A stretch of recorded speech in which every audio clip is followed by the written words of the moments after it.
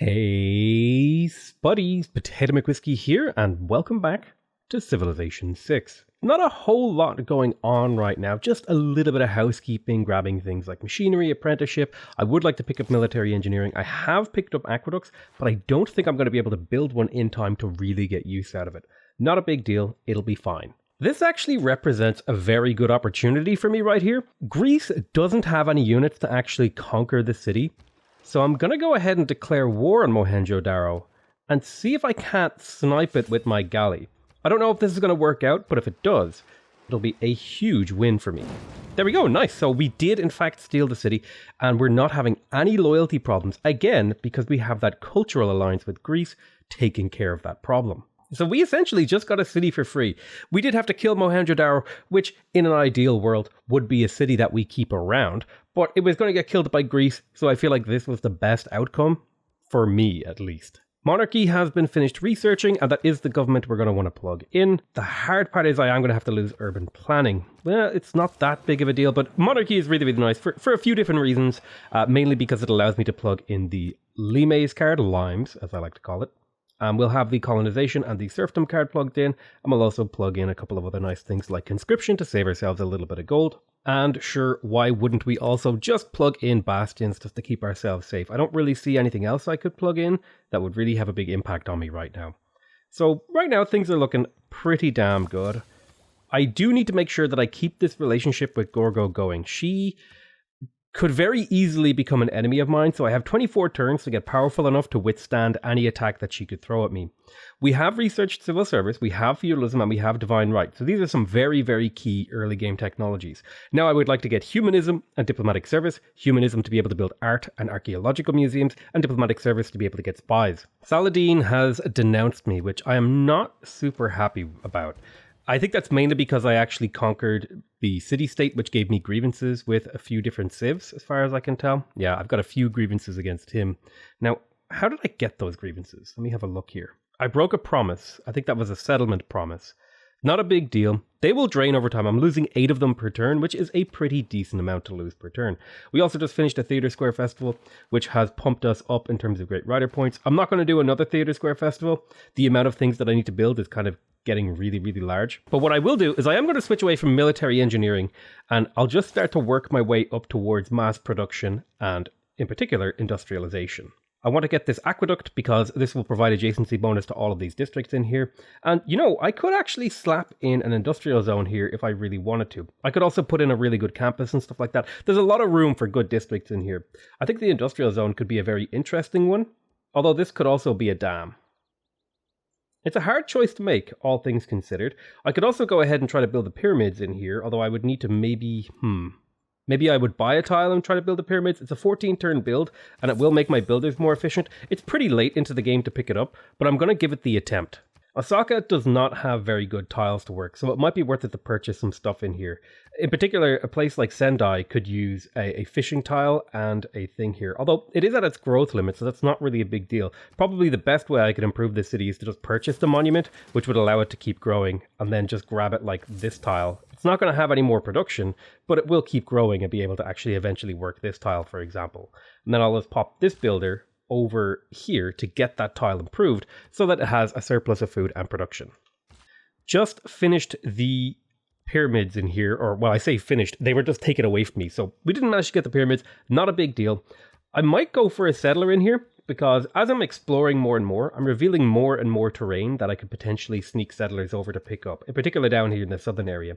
And I think that's actually a winning strategy here because the more cities you have, the easier it is to win the game. There is an opportunity cost, of course, building a settler, but I don't think that's such a huge deal. And I don't want to get it in my capital, even though the capital would build them very, very quickly, because I really need to get things like the amphitheater and the intelligence agency in here. And I can't really afford to delay those things as much as I would love to pick those other things up. Takamatsu over here has finished its granary and its monument, which means we need to start getting to work on its next important district. The harbour would be really, really useful. I can build the theatre squares in double speed, so I'm thinking of putting a harbour here and a theatre square here, and that will be a nice combo. I'm going to go for the theatre square first because getting as much tourism as soon as possible is kind of my priority right now, and I'm just going to kind of like beeline that as hard as I possibly can. I do have another trade route, and ideally I want to be trading with the Greeks here. So I'm going to organize this by gold, and hopefully Greek cities will show up high on the list. So for example, I could trade with Corinth over here to pick up a really, really nice 5.7 gold and 3 culture. So we'll go ahead and do that. Although Rhodes does have +2 production on it. And +2 production is actually pretty damn nice considering the city only has 10 production. Wow, the timing on this barb camp appearing is incredible. Just really, really incredible that this appeared. The turn that this barb camp over here was cleared. Very fortuitous for the barbarians, I guess you could say. Never ever accept the demands of the AI. It'll just make them hate you more. I know I say that all the time, but it's a really, really, really, really important piece of information. Now, I could keep trading with Geneva to get all of their nice signs here, but I definitely think trading with Rhodes is the right move because the 2 production, 3 gold, 2 faith, 2 culture, and 1 faith is a really, really nice spread of resources to be picking up.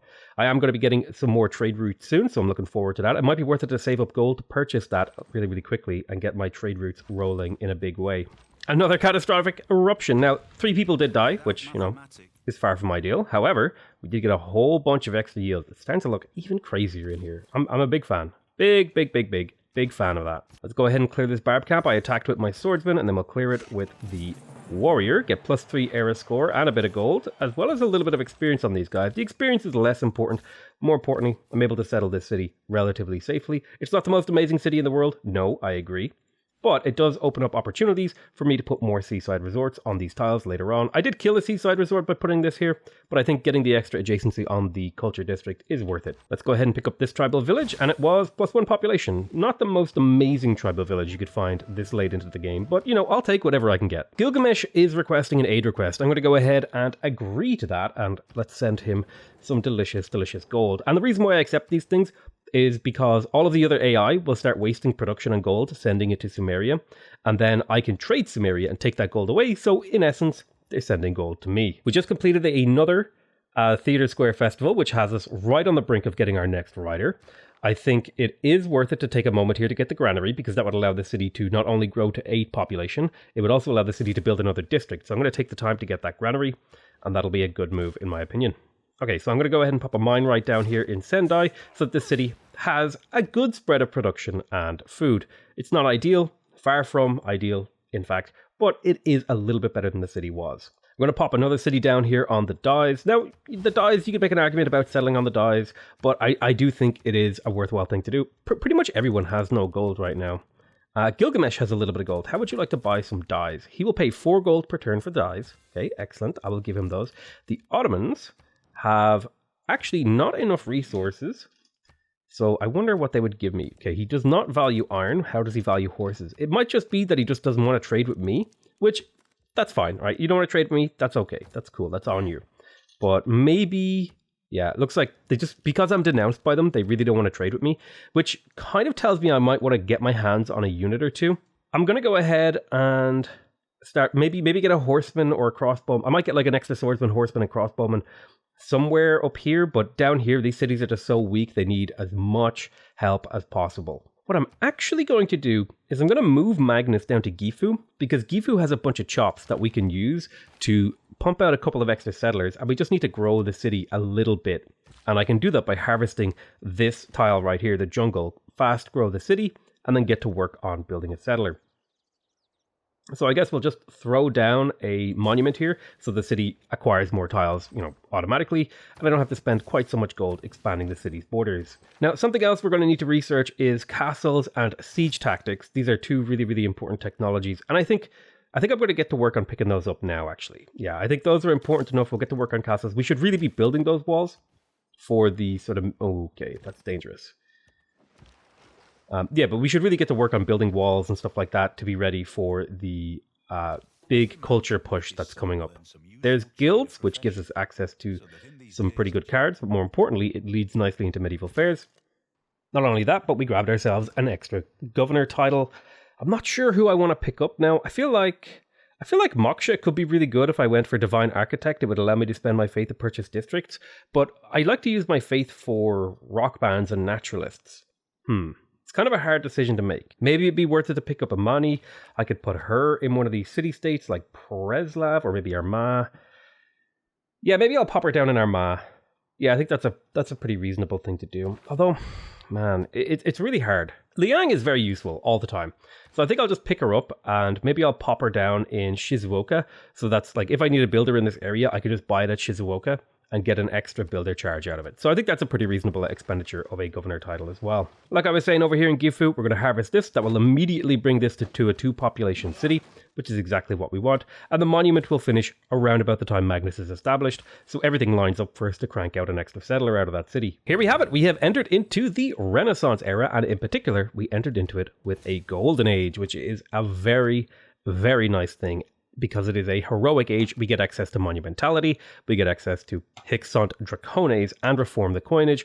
All 3 of these are extremely useful. If I was going for a religion game, maybe I would pick up Exodus the Evangelist, but all 3 of these are going to be really, really useful because I get 3 starting population for cities settled on a different continent, and my units have more embarked movement, and I get more loyalty, and I get more gold, and I can purchase civilian units with faith, which is again, going to be really, really helpful. For example, down here in Mohenjo-Daro. Now, if we take a look at the continent map mode, this is actually still my continent, which kind of sucks because this is just a Pangaea. We've got Lemuria up here, then down here is Lemuria, and then only until we get over here, this is Pangaea. So it might be worth it to sort of get more cities settled. But the big thing for this is I can now spend my faith to get extra settlers, which I can then use to settle this area and just in general become more powerful. I am going to want a military unit, and I was hoping that I could get one down here in time, but I might have to just walk my settler around a little bit blind, and I do in fact want to do that. So purchase a settler down here. It's not the ideal place to get one, but we could start establishing extra little colonies down here in the south. Greece is probably going to be a little bit upset with me because I'm forward settling her, and she doesn't like that. But the big advantage is, of course, that I just have a lot of cities, and I like having lots of cities. So next turn, I'll be able to purchase the lighthouse. In fact, could I just get like 1 extra gold off you, Gilgamesh? Please. Diplomatic favor. Give me like a little bit of gold.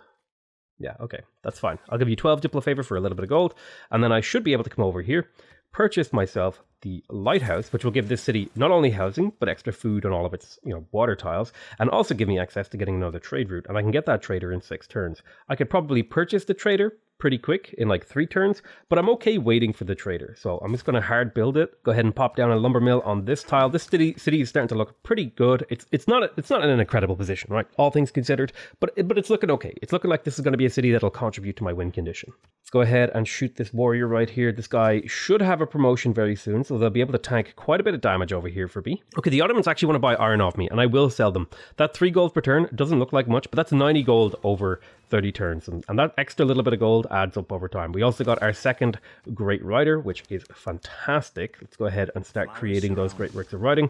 Tourism is slowly climbing up. I wonder, do we have... Yeah, we have 2 tourists out of 52, so we are slowly climbing up and building up our tourism train. Now, I'm a little bit worried about Gorgo and Arabia sort of skyrocketing ahead in terms of culture, but I'm hoping that by sort of eating up all the land down here that I'll maybe prevent that a little bit. And I really should have maybe focused a little bit more on faith in the preceding era just to get an extra couple of settlers. But, I'm focusing on culture because this is a culture game. Now, this settler, I'm not sure where I want to send it. I think ideally it would be maybe down here to the southeast, but I'm worried that there might be like barbarians down there. So I think I'm going to sort of cautiously walk to the north 1 step at a time. And I'm walking 1 step at a time is because I saw barbarian units. And if I walk 2 steps, then if I step forward into the range of a barbarian, I can't step back to sort of save myself from them attacking me. So if you walk 1 step at a time, you kind of get to see what's ahead of you a little bit at a time. Now, I can't see a tile where like the barbarians could come out of the fog and get me, so now I feel safe taking 2 steps forward. Where exactly am I going to settle? I think I'll settle here because this opens up aqueduct options for me if I want an aqueduct in this city. Aqueduct and harbour just lets you grow like outrageously huge cities. Sendai has completed its Granarian monument, which is brilliant. It means the city is no longer completely useless. It's sort of on the pathway to being useful. I am going to go ahead and take one of these lumber mills because the city is just going to be useless forever unless I give it the occasional good tile. As for Sendai, back to Sendai, really, like, I could get the harbour and that would be like the long-term investment to make the city useful. But if I get my theatre squares up, it's a lot of great people points, and then I can spend gold to build them up. Like the harbour, I feel like is the better long-term investment, but the theatre square is the sort of just better investment in terms of like my win condition. So we'll get to work on the theatre square. I also need to get ancient walls building in all my cities. I don't think I'm in a huge rush for that, but it would be something that I would really, really like to do, especially because it provides housing and all that sort of wonderful jazz. Another great work, beautiful, up to 24 tourism per turn. Not a huge amount by any stretch of the imagination, but we are getting there. We're getting there. There is castles research. I don't think we're actually in a rush to get siege tactics, so I can go ahead and finish off military engineering now. I was hoping to have built a aqueduct here, but I kind of delayed my aqueducts. Not a big deal, right? We're just in a bit of a crunch for production, so we have to kind of make decisions as they come. Is this worth 105 gold? I think over the course of the game, this probably is worth 105 gold to get the city an extra growth tile. The extra growth tile will allow it eventually to be able to grow and work on this copper tile here as well. And I guess since I'm doing that, I'll do it in Okayama as well.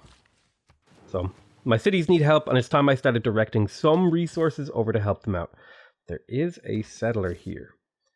Okay, so this is far from ideal. I was hoping I would have a bit more time to get a settler out to claim this land, but it looks like they're coming over here to take it. Not the end of the world, just not ideal. So where does it look like they're going to try to settle? If I can try to block them with my units, I think that would be really, really valuable. If I stand my builder here, he'll have a hard time walking, so they have to go down and around, so that might buy me another turn. Yeah, so like they just walked back and forth because they can't walk past my units.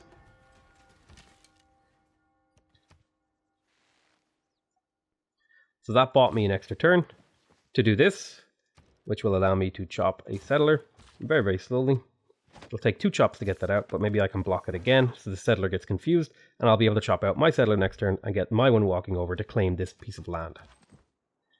The difference between me claiming this piece of land and them claiming this piece of land is pretty big, because if they claim this, then my empire is definitely cut in two. But if I own this, I can always sail through and reunite with my land. So it's pretty important that I get that. In fact, it probably would have been worth it to send that guy out into the water in order to secure it. I'm going to pop a farm here just to get the city growing. Didn't get the extra hunt sick dracones or whatever it's called, but it's fine. I think this is a border city, so I'm going to rush walls in here. It's probably important to get the walls up. Just to be able to defend myself, because the alliance will run out with her in about 13 turns. So if I can get maybe just a couple of walls on the borders, like in Takamatsu and Gifu as well, that would be really, really great. Just in case she doesn't want to renew our friendship. Put another governor title into Liang to pick up zoning commissioner, and that'll help her build a couple of districts up here. Although I am working on settlers, so it's not really like the most important thing for me right now. Don't have anything to spend my envoys on still. No city-state that really jumps out at me. And I'm still trying to, tentatively clear this island of barbs. Go ahead and chop again, and we're 12 turns from getting this settler. That'll require one more chop from me, which should be totally fine. One more chop, and I'll be able to secure this, because I have confused the settler by standing on the 2 tiles that he wants to try to walk through. He keeps getting confused, walking back and forth. A player would just go around this way, but the AI is a little bit dumb sometimes. So they kind of just keep walking through and bouncing back and forth. I can actually show you that. If I hit end turn right here, you'll see the settler bounce back and forth like that, because they're trying to get over here, but they don't realize that they can walk around. It's just like a little bit of the pathfinding confusion that the AI sometimes finds itself in. We're going to exploit that to great effect. Completed the granary in Fukuoka. There's quite a few things we could work on. I could use a builder, just in general in my empire. There's like a couple of tiles that have opened up that could use improvement. I could also, wow, nobody built the Petra. That's interesting. I mean, I don't really have a city that I can build the Petra in. Now, I have cities that the Petra would be good in, but I don't have a city that I would be able to build the Petra. If I were to try to build the Petra in here, it would take 71 turns. Even if I were to try to take all of the good tiles here, like this and this, it would take 36 turns. You know what? Whatever. We'll go for the gamble, right? It's a pretty big gamble, and it basically cripples this city. But if it pays off, it'll be cool. Plus, if I place it in a particular manner, like right here, it'll allow me to get some really, really nice adjacencies on my theater squares. Like I said, anyway, Fukuoka has finished everything it basically needs to do. I could get to work on the shrine for a little bit of extra faith. I could work on some other things as well. It's kind of hard to make the full decision. I did say I wanted to make another military unit, and this is probably an okay candidate to get to work on a military unit. It's 20 turns to build a crossbowman. That won't arrive in time to help me with the war. So I might just go ahead and build the shrine, and hopefully I can, use diplomacy and money to get myself out of any war that's coming with Greece. On the other hand, though, we will, of course, be going for walls in here. And I'm going to go ahead and move Magnus down to Mohenjo-Daro because it has a couple of chops down here. In particular, let me go ahead, pop down here. We have these couple of quarries that we could harvest and a couple of forests. So we could chop out another settler and then purchase out another settler once we have enough faith. Beautiful. We finished our very first harbour with 3 adjacency, giving us a little bit of era score, and we unlocked military engineering, giving access to the niter resource. Now, niter is a really, really important resource to pick up because it basically can make your desert cities useful. Okay, over here we have a niter, and it also makes a lot of I find a lot of tiles in like tundra and stuff like that, and desert tend to be niter, which can make a big difference in actually making those cities usable. So I'm usually pretty happy to pick those up. I think I'm going to pop the city right down here because it represents some pretty good spots that I can start laying out some districts and just basically claim the rest of this peninsula. With the unlocking of military engineering, I think we've been delaying education, mass production, all that sort of stuff for quite a while. I'd also like to get ancient walls up and stuff like that. My capital has, of course, built the intelligence agency, which gives me access to the spy. And so I need to start looking around here so I can steal 280 gold from Saladin. I can steal 232 gold from the Ottomans, and I don't think Greece really makes a whole lot of gold. So I think I'm going to start stealing gold from Cairo. He already hates me, nothing I can do about that. In terms of what I could do in other respects, it could be worth my while to build some things. I'm going to go ahead and I want the amphitheater and I want the aqueduct. I'm going to prioritize the amphitheater first. And I'd also like to do a theater square project. The harbour is completed in here. I'm going to go ahead and purchase the lighthouse, and then we'll slowly get to work on a trader. No, I'm going to purchase that trader. It takes way too long. I'll just build ancient walls in here because that represents long-term tourism. Although I don't have a theater square in here. Yeah, I'll pop the theater square right here. Not the most amazing spot for a theater square, but +2 culture adjacency is very worth it, and it'll allow me to keep spamming great riders. Repairing some tiles down here in Mohenjo-Daro, just to keep this builder busy while we wait for Magnus to be established, and then we can start chopping out more settlers. Trader finished in Nagoya. I'm going to send this one over to Yokohama, or maybe I'm going to send this one over to Osaka. Osaka needs as much help as it can get to be productive. Now, with the completion of that trader, there's a lot of things I really, really want in here. I'm going to prioritize the industrial zone. The question is, do I want the industrial zone in the capital or in Nagoya? I think I'm going to get it in Nagoya, because my capital actually has pretty good production already. I think a 13-turn investment into this will kind of turn out very, very well. I'll go like industrial zone, aqueduct into workshop. Spend a bit of time just building up this city's productivity. I'm trying to think of the word. Nice. Okay, so we're going to place a farm, or not a farm, sorry, a fish boat right here. Beautiful, in Gifu. 10 turns until we've got the walls up. Don't know how Greece feels about me. Probably not in their good graces as it stands, because I've been blocking their settlers and just generally being a nuisance, which is, I feel like being a nuisance is like your job as a human player in a game. It's like, you got to be a pain in the ass. You got to do things the AI doesn't like. We're going to purchase this tile. Oh, right. I completely forgot to fix that farm. Oh, well, not a big deal. But we'll go ahead and get started building the settlers in here for the inevitable chop with Magnus. We'll also be settling down this city of Aomori and be getting ourselves some new luxuries that we might be able to sell to the AI, although everyone is basically broke and the people who aren't broke don't really like me, so it's kind of hard to sell them, resources. For example, Gilgamesh will pay 9 gold per turn for Amber, actually, which is a incredible deal. How much would you pay for 20 horses as well? So that'll actually get me 16 gold all told, which is a really, really nice amount, because again, over 30 turns, that's like 300 and 16 times 30. Oh god, maths is hard. It's like 480 gold. I feel like I'm close there on that one. That was like an estimate. I have to get my calculator out to know for sure. Let's go ahead and start promoting Reina. Reina can be handy in these kind of games, and I'm going to go ahead and just park her in Nagoya. The reason she's handy is we can do stuff like, since we're settling a lot of late cities, if we can get her all the way promoted to contractor, we can kind of bounce her around and build theater squares really quickly to house things like archaeologists. So I am primarily looking for gold here, but also production would be really, really nice. And I ideally want to be trading with my allies, because I am not too far off getting the card. I'm trying to remember where that card is. Diplomatic service, yeah. I'm not too far off getting Vissel Banking, which will give me 2 food and 2 production for every trade route sent to an ally, which is a really, really powerful card. Especially in a tourism game where you kind of want to be trading with everyone, but especially your allies. Sendai could use a trader. I'm going to go ahead and purchase a trader in here as well. This will get me even more trade routes and stuff like that. Going to Greece. I'm trying to improve these cities to make them useful. You could make an argument of putting this in Osaka as well to get the Petra even quicker, but I'm not too worried about that. Plus, my amenities are a little bit weak. I need to start maybe picking up a couple of extra amenities if I can. Theater Square finished in Takamatsu. Don't have a great writer coming in any great haste. I think I'm just going to build the theater square here and then get to work on the harbour, because the harbour is the only real way this city is ever going to be useful. And it's going to take 35 turns without a builder. Definitely need to get a builder over here to get this city sort of launching along at the pace that it should be.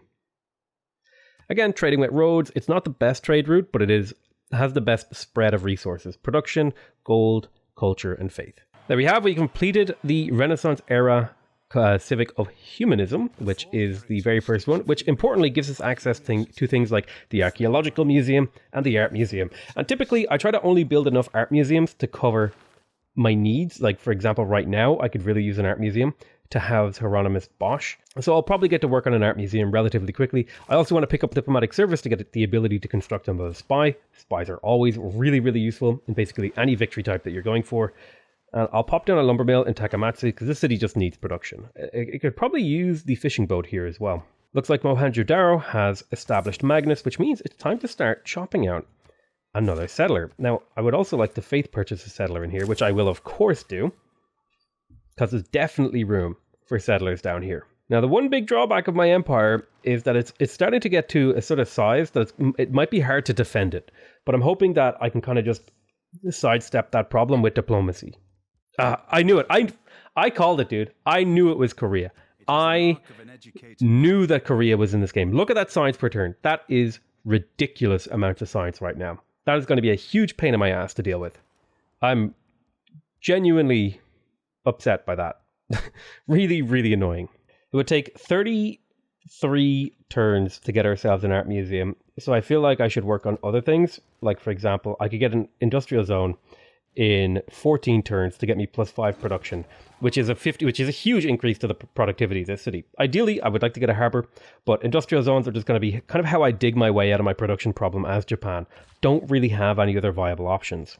With the spy that we have established in Cairo, we're going to go ahead and gain sources, spend a little bit of time learning about the city, and then start trying to steal gold from them. I would probably estimate at this point it's probably worth the steal from Korea, considering how far ahead she is. Also, I should have sent her a delegation and tried to improve my relationship with her. That was actually a bit of a fumble on my part, and I definitely want to have open borders with her.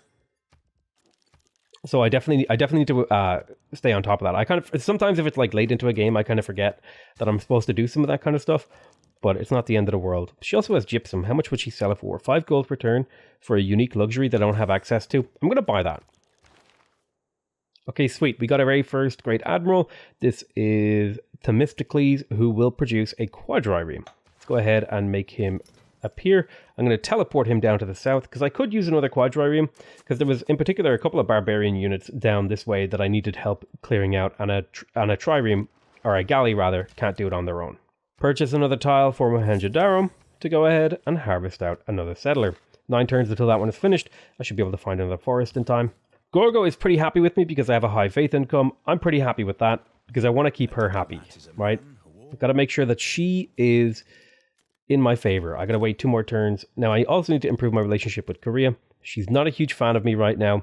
I think I might send her... Actually, how much do you spend on Diplo Favor? If I offer her 100 Diplo Favor, and that's going to make the deal more equitable.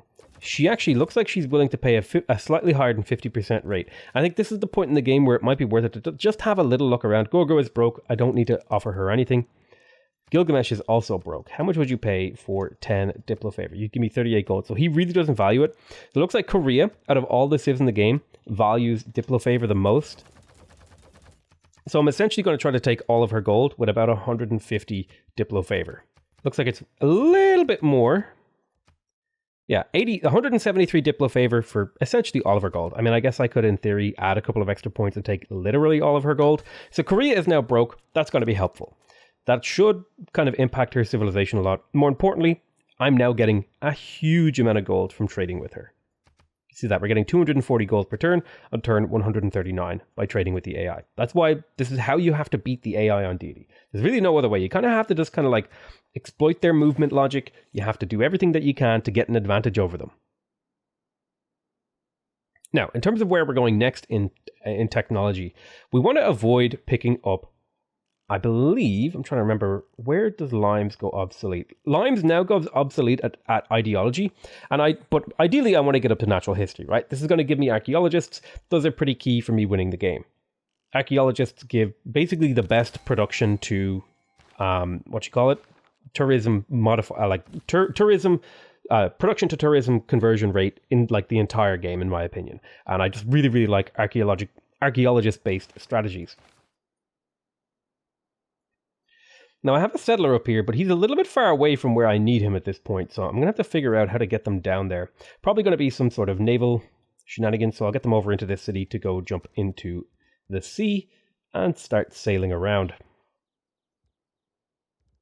So this city definitely needs a bit of work. I'm going to take the time to get the watermill and the granary and the aqueduct off the ground so the city can grow and start to work some more tiles.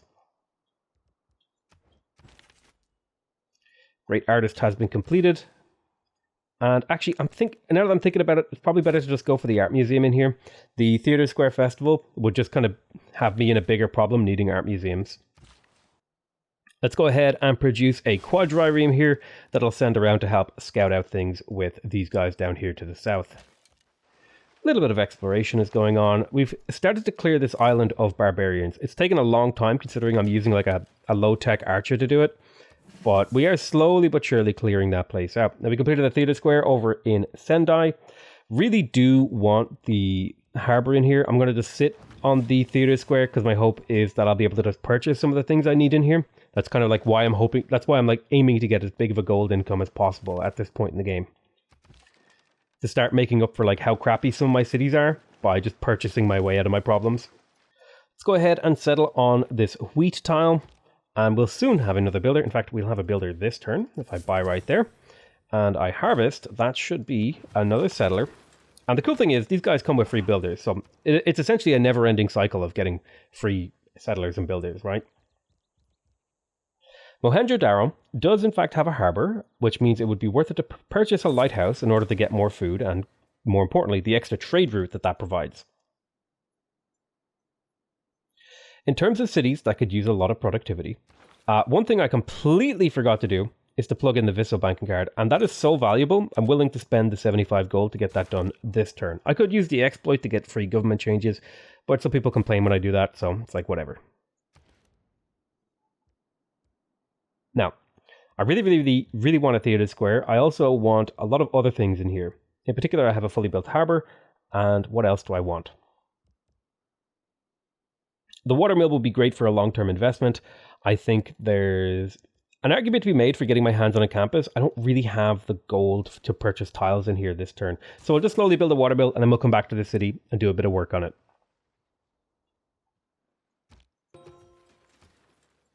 Kobe finished its walls, one turn until our alliance runs out.